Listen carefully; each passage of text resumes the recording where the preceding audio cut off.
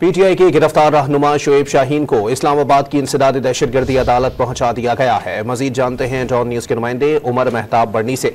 उमर बर्नी, मजीद बताइएगा।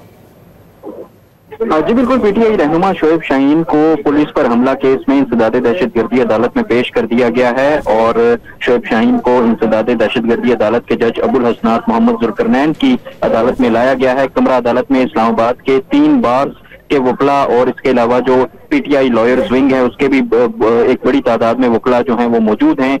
दौरान समाज से कबल शोएब शाहीन ने मीडिया से गुफ्तगू करते हुए बताया है कि हम हक और सच के साथ खड़े हैं और फतह भी हक और सच की होगी। मेरे साथ बैरिस्टर गौहर थे, शेर अफजल मरवत जो थे वो सीआईए की हिरासत में हैं। रात से तमाम पार्लियामेंटेरियंस थाना सेक्रेटेरिएट में थे। सुबह सबको सीआईए थाने लेकर गए। मैं और बैरिस्टर गौहर रात को रमना में थे, जबकि सुबह उन्हें जो है वो सीआईए थाने लेकर गए और इस वक्त भी तमाम जो पार्लियामेंटेरियंस जिनको गिरफ्तार किया गया था वो सीआईए में ही मौजूद हैं। जी बहुत शुक्रिया उमर मेहताब बर्नी।